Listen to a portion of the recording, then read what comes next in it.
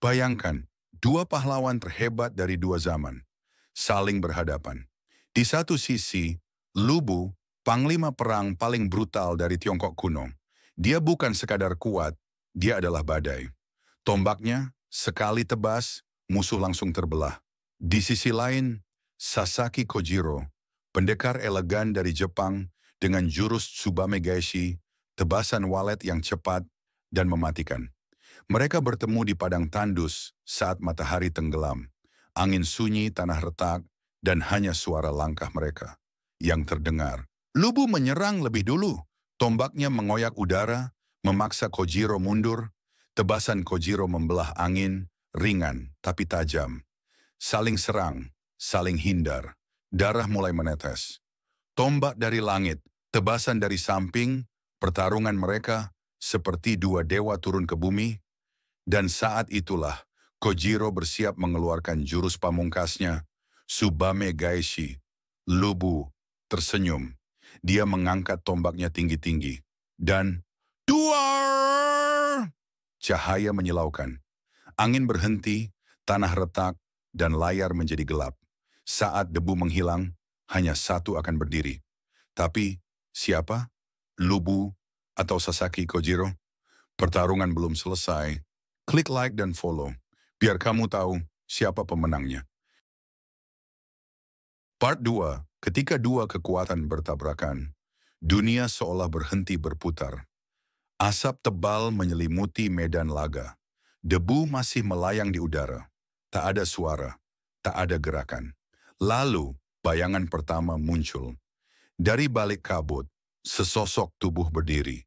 Tegap, kokoh, memegang tombak besar. Lubu, tapi lututnya sedikit gemetar. Langkah demi langkah ia maju.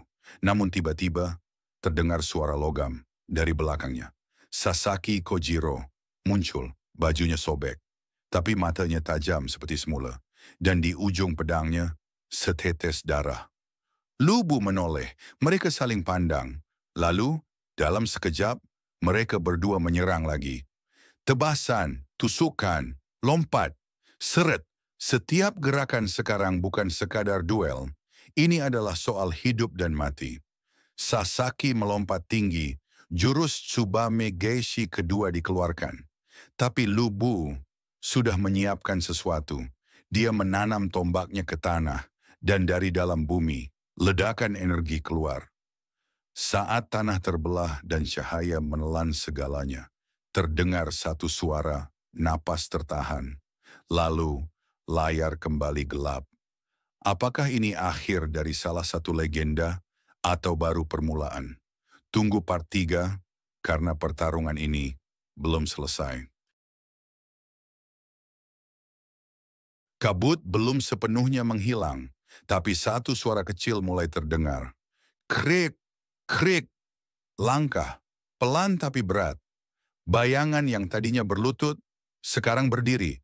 Tubuh itu bergetar, namun bukan karena lemah, tapi karena menahan sesuatu, amarah. Sasaki Kojiro berdiri, matanya menatap tajam ke depan, tapi bukan ke arah Lubu.